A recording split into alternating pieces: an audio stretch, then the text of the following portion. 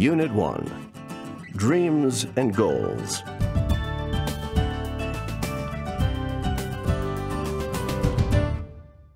Page 2, Exercise B, Vocabulary, Job Applications. Find and circle these words and phrases in the application. Then listen and repeat. Employment.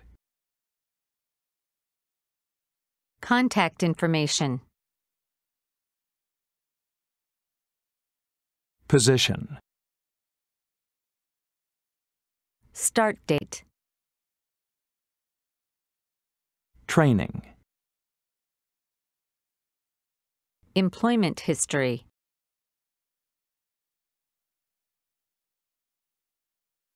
Page 3, Exercise E, Spotlight. Read and listen to a conversation between two friends discussing career plans. Notice the spotlighted language. Well, I finally sent in the applications. Now it's just wait and see. How many schools do you end up applying to? 10. That's just about every single one within a 100-mile radius. Don't you think that might be a little overkill? You shouldn't have any trouble getting in, should you? Well, the food industry is so trendy right now, and it's gotten pretty competitive. I didn't want to take any chances. This has been a lifelong dream of mine. So which one's your first choice? I've read the Taste Institute's pretty good. Actually, at first I'd been thinking of going there, but now I've got my heart set on the Culinary Center. I've heard it's far superior to the TI. The Taste Institute? Really? Aren't chef schools all 6 of one, half a dozen of the other? I would have thought so, but it turns out they're not. How so? Well, the CC's training is more demanding. You've really got to work hard. And their certificates got a lot more prestige. A CC certificate's a ticket to an interview with all the top restaurants. And that's not true with the TI? Apparently not. I did a lot of reading, and it seems that the TI is pretty run-of-the-mill. Nothing wrong with it, but nothing particularly outstanding about it either. All in all, the CC's a better bet if I can get in. Well, I'll keep my fingers crossed for you, Anne. Hope all your dreams come true. Thanks. I appreciate that. Page 4, Exercise A, Grammar Spotlight. Read about two famous people. Notice the spotlighted grammar. Kohei Uchimura is considered by some to be the greatest gymnast of all time. He began gymnastics very early in life. When Uchimura joined Japan's national team at the age of 18 in 2007, he had already been practicing gymnastics for 15 years. And since then, he has competed in world-class events year after year and has won many prizes and honors. Uchimura trains hard and consistently beats almost all his competition.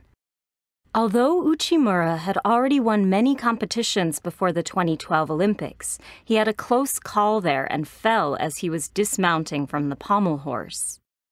In spite of this, his team managed to win the silver medal, so the event went into his win record anyway.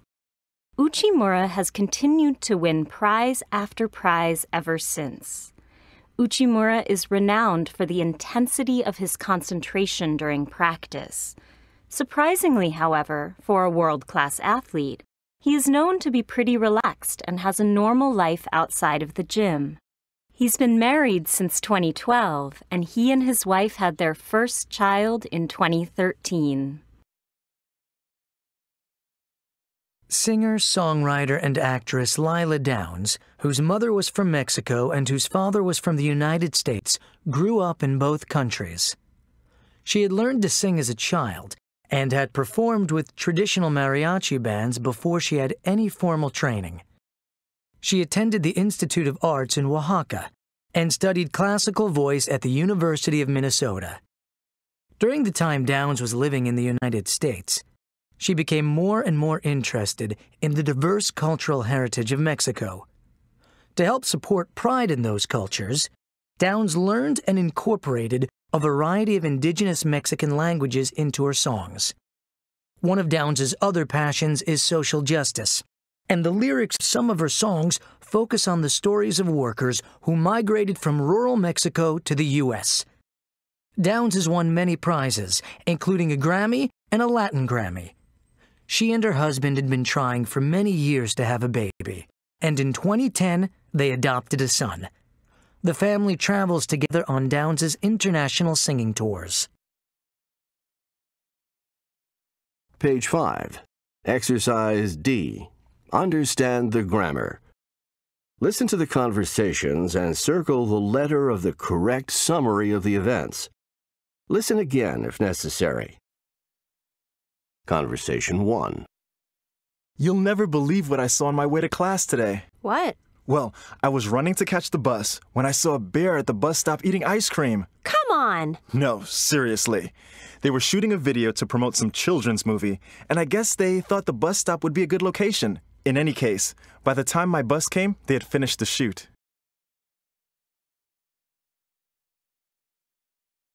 Conversation 2. Oh no, Mom! What happened? That girl over there at the cashier. She's buying the sweater I was thinking of buying. How did she get it? She must have taken it when I was trying on this one. But I wanted that one. Well, did you leave it on the table? I must have. I tried it on and then I put it back on the table when I went into the dressing room to try this one on. I wanted to compare it with the first one. I could kick myself. I had my heart set on that sweater. Well, there's no way she could have known you wanted it.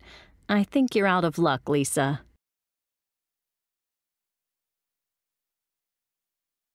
Conversation 3. Oh no, I can't find my phone again. Well, I'm sure it must be somewhere. When did you see it last? Let me think. Well, I used it to text Mark. Where were you when you texted him? I guess I was in the car. No offense, Diane, but were you driving at the time? What difference would that make? Well, first, it's pretty reckless to text while driving. But the main reason I asked was to help you figure out when you sent the text. Well, actually, I remember now. I had parked, and I was in the parking garage downstairs when I texted him. Right after that, I came up here. Did you have a lot of packages? Yes, I did. Oh, now I remember. I stuck the phone into the bag from the supermarket. It must still be there. I haven't put the food away yet. Thanks.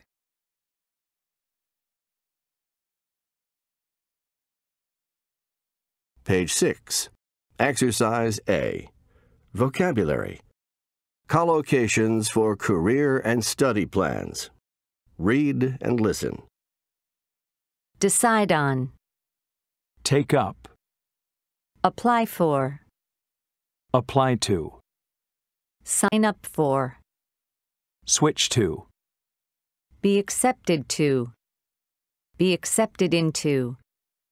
Be accepted by. Be rejected by. Enroll in.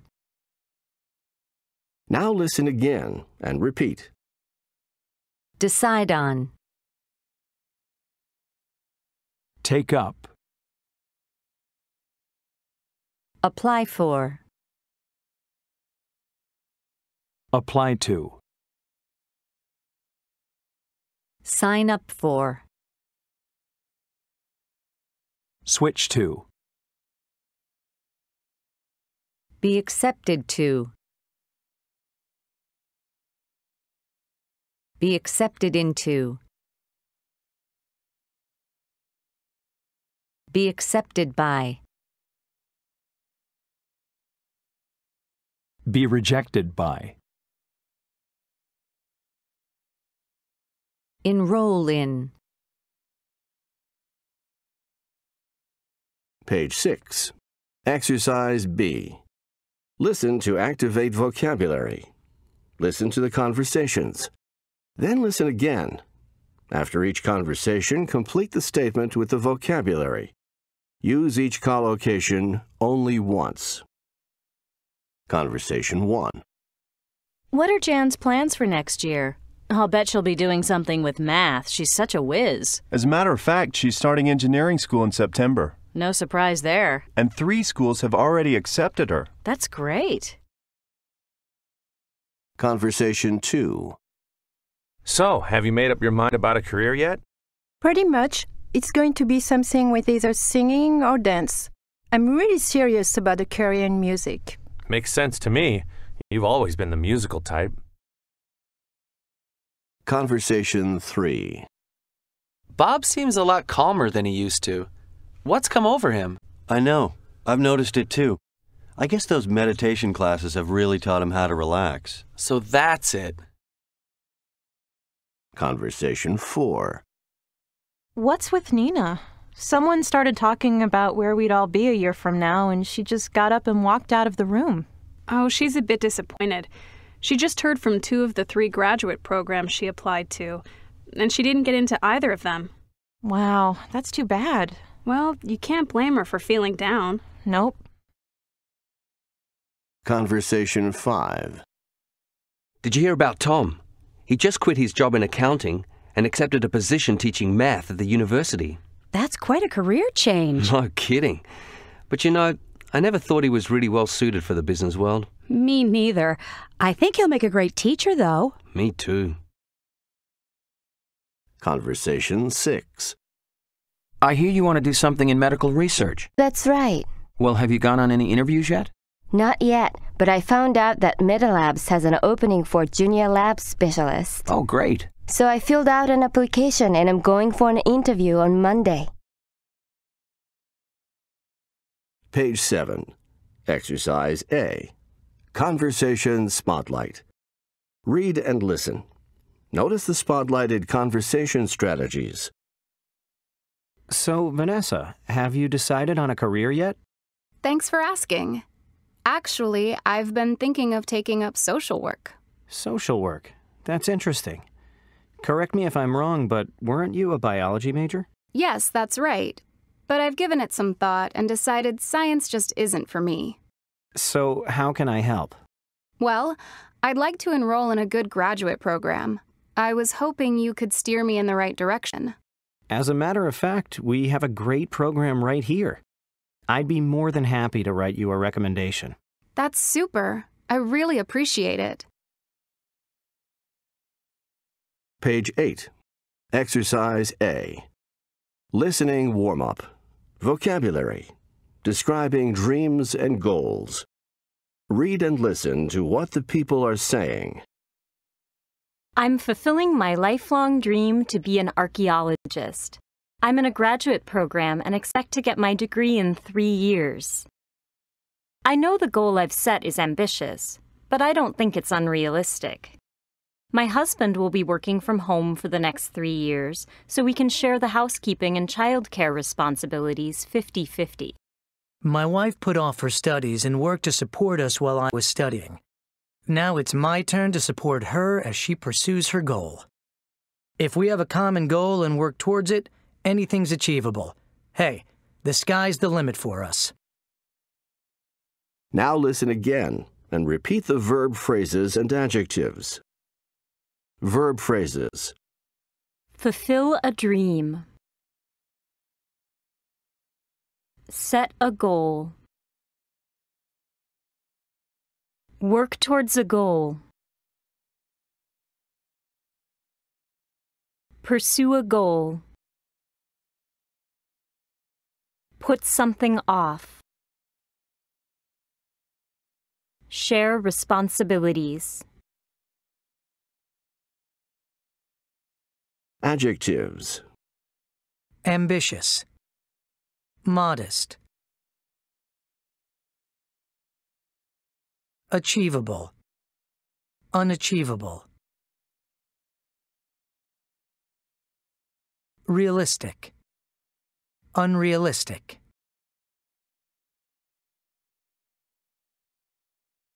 Page 8. Exercise C. Listen for main ideas. Listen. Complete each statement, choosing the correct word or phrase.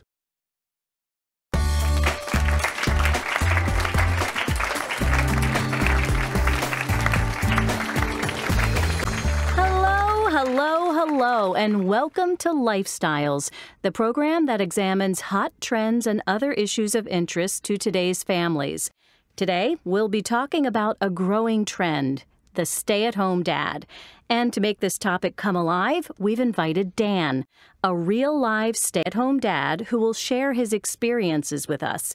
People here in the studio audience will have a chance to ask questions, and those of you watching at home can submit questions or comments online at #LifestyleTalks. Please join me in welcoming Dan Barton to today's show. Welcome, Dan. Please make yourself comfortable. Thank you, Diana. I'm pleased to be here. Dan, let's start with some definitions. The most general definition of a stay-at-home dad is a father who's the daily primary caregiver of his children under the age of 18. Now, in some cases, a stay-at-home dad's a father who's at home out of necessity. In this case, a father loses his job and stays home to take care of the kids, while his wife takes a job to support the family. Or, if she already works, she becomes the sole support of the family. This dad might continue to look for a job during the time he's out of work and at home. Another category of stay-at-home dad, which is growing exponentially, is the dad who chooses to be a stay-at-home parent, rather than one who has no other alternative. According to statistics, there's been a significant rise in men who fit this definition. In fact, in the U.S. in recent years, the number of fathers living with children younger than 18 and who do not work outside the home has more than doubled, from 1.1 million to more than 2 million. I understand, Dan, that you fall into this last category. You've chosen to be the primary caregiver of your 3 children, and your wife is the primary breadwinner. Yes, that's right. It may seem odd, but before my wife and I got married, long before we had children, of course, we had a heart-to-heart talk, and we decided that she would pursue her lifelong dream to be a surgeon, and I would eventually stay at home, taking care of the household responsibilities. And if we had children, I would be the primary caregiver. Dan, can you take a question from the gentleman there in the first row? Sure. Dan, what did your friends and family think of your plan? I mean, didn't they think it was a little strange? Well, we did get some negative feedback. Some people thought it was completely unrealistic. Some just couldn't accept it. I was amazed that so many people had feelings about this, that it was so controversial. Well, it is a role reversal, isn't it? Traditionally, the husband's the breadwinner, and the wife, even if she has a career, usually takes on the larger share of responsibilities of the household and the kids. Right. People even asked whether there was something wrong with me. They said it was weird for a man not to have any career ambitions. All in all, it was just a lot of run-of-the-mill sexism. I mean, why automatically would a man not want to raise children and make a beautiful home for his family? What's so strange about that? And why would anyone think there was something wrong with a woman who had ambitious career goals? In any case, we gave ourselves plenty of time. We decided to put off being parents for a few years, and I worked to support the 2 of us while Sarah completed her training. We were able to save up nest egg, and during that time, we shared all the household responsibilities. Well, maybe not exactly 50-50, but close. So when did that all change? Well, our first daughter was born the year after Sarah began working at the hospital. As a surgeon, she was earning enough that I could afford to stay home, and we just started off our life in the way many couples do, with one parent at home and the other out in the workforce. You worked from home? No, actually, I just stopped working altogether. I suppose we could have had a higher income if I had been working too, but our goal was for our kids to have one full-time parent at home if financially possible. We realize that not every couple is able to afford that, but in our case, we've been lucky and we can. We're not rich, but we have enough, and we try to live within our means. Tell us about your typical day. Well, now that we have 3 girls at home...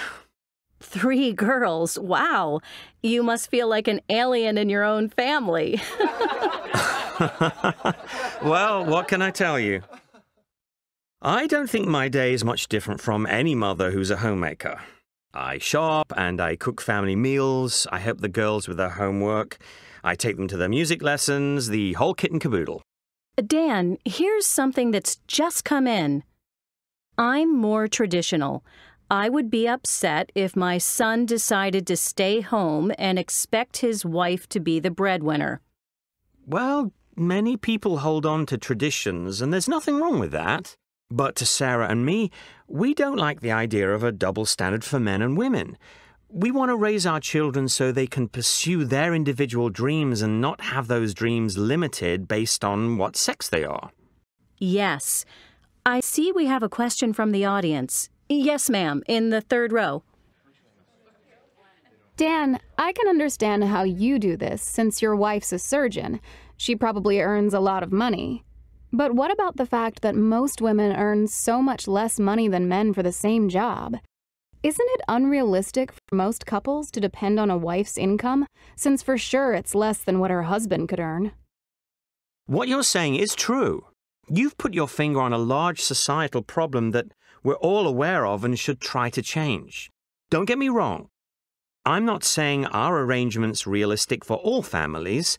Just we feel that people should have the right to set their own goals.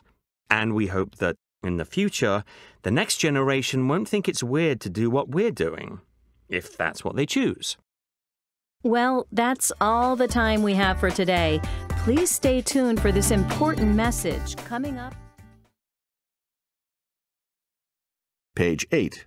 Exercise D. Listen to confirm content.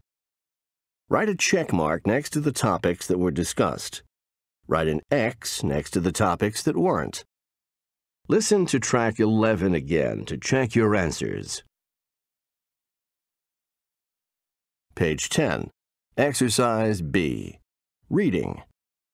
Read the article about good and bad interview behavior. In your opinion, which suggestion is the most important? The successful job interview, Charlotte Watson. Okay, so you've sent in an application and a resume for that dream job you saw advertised. The employer thinks you might be a good candidate, and you've landed an interview. You already know it's important to dress right, offer a firm handshake, and maintain eye contact.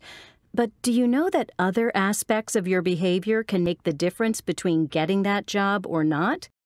Being late to a job interview is almost always a disqualifier. Most candidates are on their best behavior for their interview, so being late is a major red flag for employers. Since punctuality is expected in any kind of work setting, arriving late makes your future employer think you'll be late for work if you get the job. If you are late for your interview, it's important to provide an airtight, detailed excuse explaining why your lateness was unavoidable.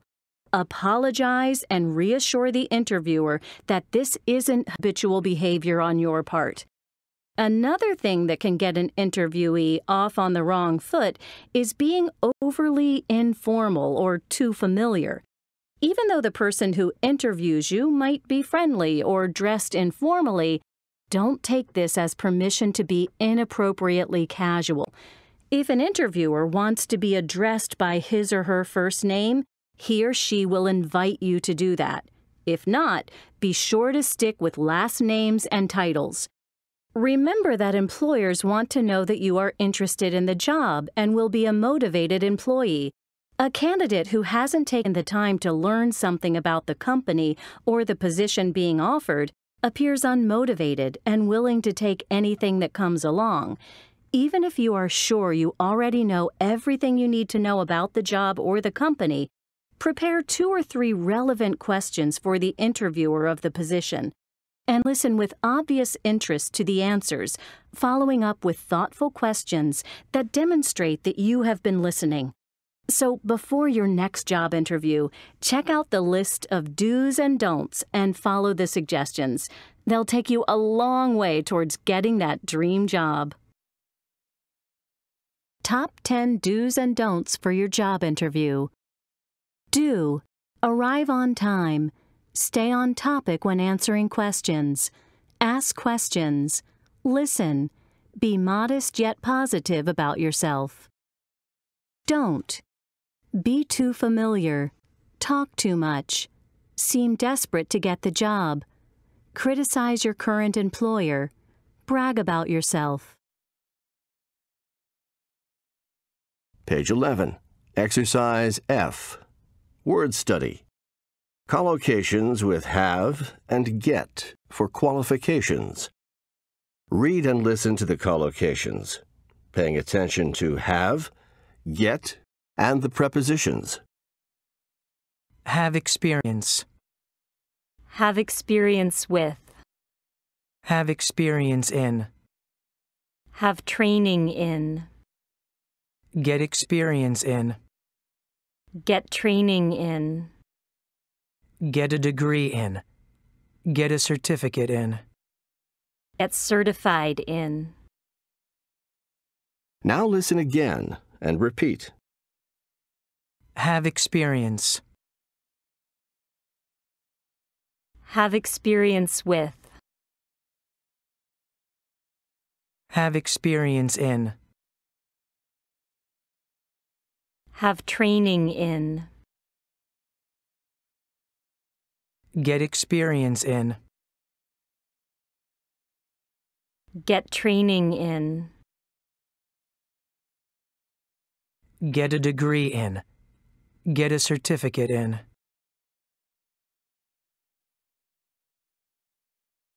Get certified in. Page 13. Exercise A. Listen to the conversations. Then read the questions in the chart and listen again. Complete the chart after each conversation. Conversation 1. That's quite a stamp collection. I guess. I've been collecting for over 30 years now. Really? You must have started when you were really young. When I was 5, actually. And after all these years, I still dream about having the biggest collection in the world. And do you think you ever will? It's hard to tell. Some people have huge collections. To be honest, though, I don't think I'll ever really be able to outdo them. Conversation 2. Have you found a house yet? Nope. I've been looking for a year now, but no luck. Not even close. I'm starting to feel like maybe it's time to just give up. What? Don't give up now. I'm sure something will turn up. The thing is, I'm looking and prices just keep going up. I'm really not sure I'll ever have a house of my own. Look, just be patient. Whoever said finding a house was going to be easy? Conversation 3. I'm really fed up with working for a large corporation. Huh? What are you all ticked off about? I'm just tired of having to do what other people tell me to do. I want to be able to make my own decisions for a change. Okay. So, what are you going to do about it? Start my own business. Start your own business? You're dead serious, aren't you? You bet I am. Don't tell anyone, but I've already applied for a loan. Good for you. Conversation 4. You know, I've always dreamed about being a flight attendant. I love traveling and meeting new people. Why don't you apply for a job then? Well, I just don't think I have the right qualifications. What do you mean? You speak 3 languages, and you've got some experience in the travel industry. You mean the job I had as a tour guide? That's right. I think they'd consider that to be related experience. Your qualifications are fine. You're probably right.